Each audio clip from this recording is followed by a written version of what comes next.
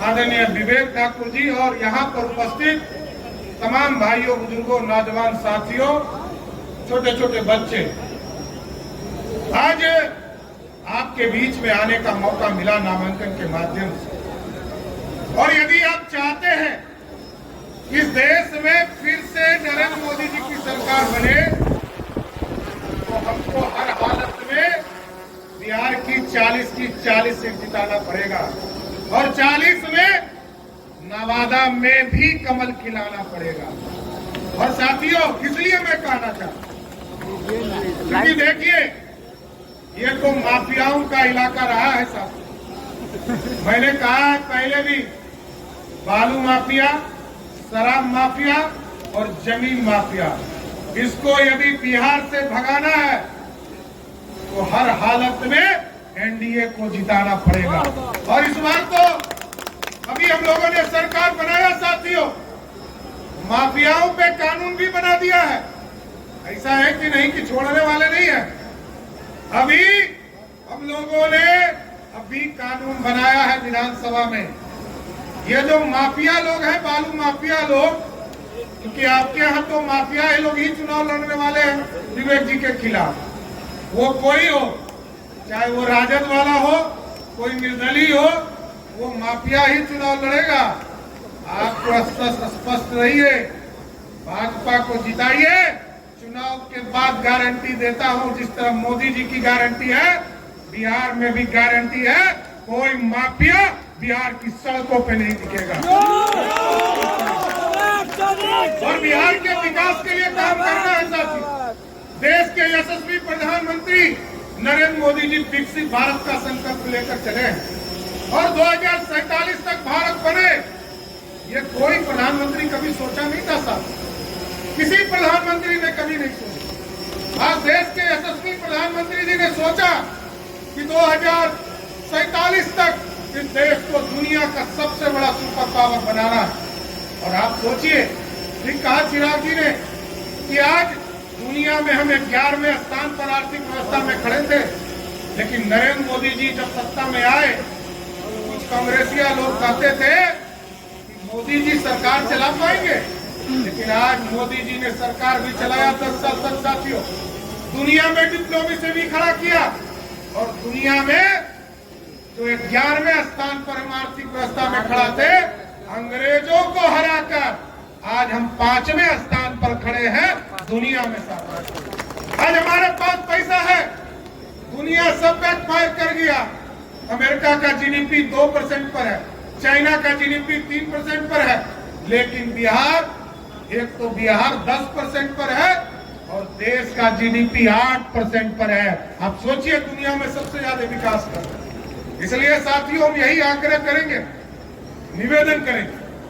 जब ठीक कहा आदरणीय विवेक जी ने, अभी हम लोगों ने डबल इंजन की जब सरकार बनी साथियों, कई बार प्रधानमंत्री जी से चर्चा होती थी आयुष्मान भारत कार्ड, क्योंकि ये गारंटी है किसी गरीब को एक कागज दिखाई और किसी हॉस्पिटल में भर्ती हो जाए।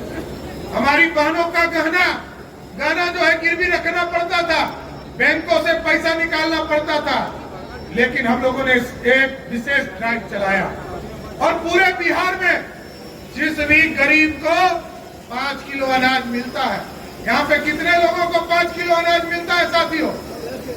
जिनको 5 किलो अनाज मिल रहा है, अब समझिए कि 5 लाख तक का बीमा का इलाज भी नरेंद्र मोदी की सरकार करने जा रहा है साथियों, ये मैं बताना चाहता हूँ। इसलिए एकदम बेफिक्र हो जाइए, ये मोदी सरकार है, मोदी की गारंटी है।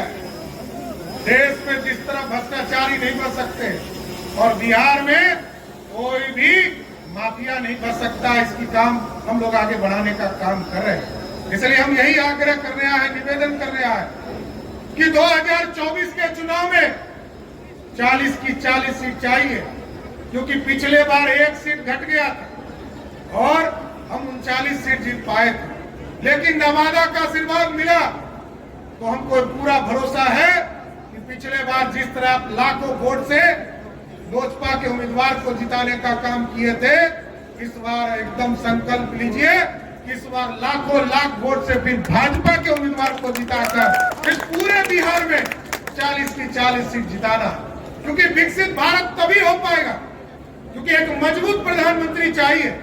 और मजबूत प्रधानमंत्री कैसा चाहिए? मोदी जी जब देखिए यूक्रेन में बच्चे फंसे थे और यूक्रेन में जब लाखों बच्चे बिहार के मेडिकल करने गए थे, वो बच्चा निकल नहीं पा रहा। मोदी जी ने हस्तक्षेप किया, यूक्रेन को भी कहा और रसिया को भी कहा कि युद्ध एक दिन के लिए रोकना होगा, क्योंकि बिहार के बच्चे, देश के, हिंदुस्तान के बच्चे को भारत लौटना है। और जब उन्होंने फोन किया पुतिन को, तो उन्होंने पूछा कि भारत के बच्चे बताएंगे कैसे कि वो भारतीय है? तो भारत के प्रधानमंत्री जी ने कहा, जिसके हाथ में तिरंगा होगा वही समझिए भारतीय होगा। भारत के बच्चे तो निकले ही साथियों, भारत के बच्चे तो निकले ही, साथ में पाकिस्तान और बांग्लादेश का लोग भी तिरंगा लगा कर निकल गया। यही है, ये है ताकत। और आज देखिए देश सीना एकदम 56 इंच बोलता है।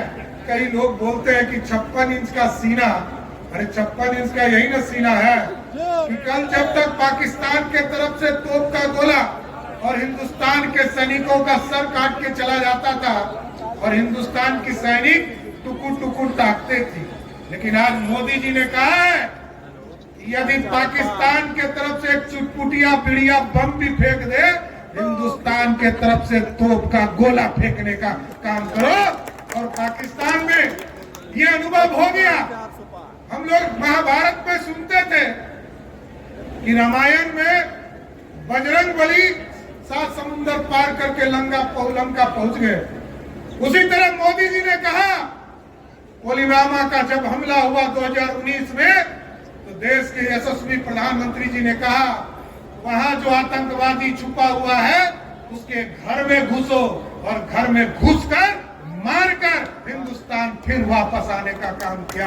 यह है भारत। आज भारत बढ़ रहा है साथी, इसलिए हम यही आग्रह करेंगे, निवेदन करेंगे कि बहुत से लोग आएंगे और बहुत सी जातियों के उम्मीदवार भी खड़े करेंगे, लेकिन साथियों यदि बिहार को सुधारना है, बिहार को जंगल राज से समाप्त करना है, बिहार में अपराध मुक्त बनाना है, तो फिर से एनडीए की सरकार दिल्ली में बनाइए, तभी बिहार सुधर सकता है।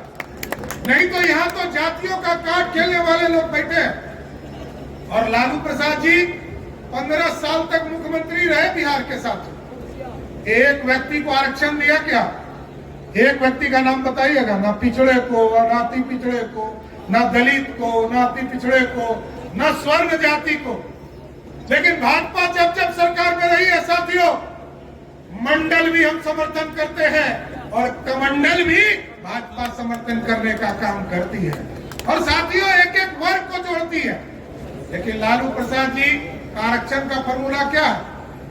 उनका फॉर्मूला है, पहले पत्नी श्रीमती राबड़ी देवी, फिर कहा कि हमारा बेटा क्रिकेट नहीं खेल पाया, पानी ढोते रह गया, अब इसको मुख्यमंत्री बना दो। और फिर कहा एक दूसरा बेटा मेरा हरे राम हरे कृष्णा करता है, इसको मंत्री बना दो। फिर जब रामकृपाल जी अभी यहाँ बैठे थे, जब रामकृपाल जी ने एक बेटी को चुनाव हरा दिया तो कहा कि राज्यसभा भेज दो। फिर अब दूसरी बेटी को छपरा से चुनाव लड़ा रहे हैं। तो देखिए तो 5 बहन का क्या होगा? हमारी चिंता वो है कि 2 बहन 2 भाई तो आ गए सत्ता में, वो 5 को जो बहन बच गए उसको भी सत्ता दे दीजिए। तो लालू जी किसी के नहीं है साथियों, वो आरक्षण सिर्फ अपने परिवार के लिए जानते हैं, किसी दूसरे के लिए नहीं जाने जाते। इसलिए हम आग्रह करेंगे, निवेदन करेंगे, बिहार एक सशक्त बिहार बने। और अभी विवेक ठाकुर जी ने कहा कि पार्क नहीं बना, हम आपको आश्वस्त करते हैं, अभी हम लोगों ने पॉलिसी तय किया है। ये जो पूरे बिहार के डिस्ट्रिक्ट हेडक्वार्टर है, सभी जगह एक बड़ा कॉलोनी भी बनाने का काम हमने शुरुआत किया है। सभी डिस्ट्रिक्ट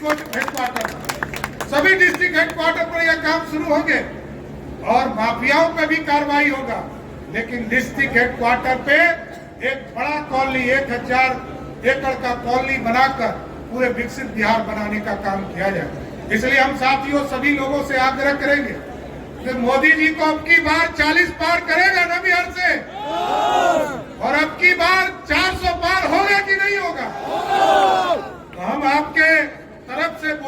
विवेक जी को माला पहनाए कि नहीं पहना? दोनों हाथ उठा के बोलिए, विवेक जी को समर्थन है ना? बोलिए, आपके विश्वास पर विवेक जी को माला पहना रहे सभी साथी, विवेक जी, सभी लोग साथी, संजय जी, सभी लोग माला पहना रहे हैं।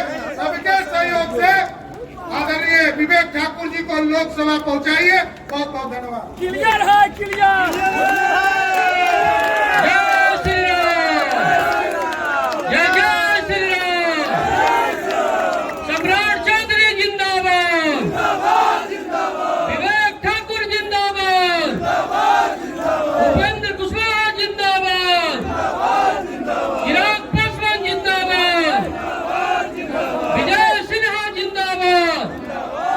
मित्रों, भोजन का भी व्यवस्था है, भोजन लेकर के आप लोग जाएंगे। सम्राट जी, सभा की समाप्ति की जाती है। बहुत बहुत धन्यवाद।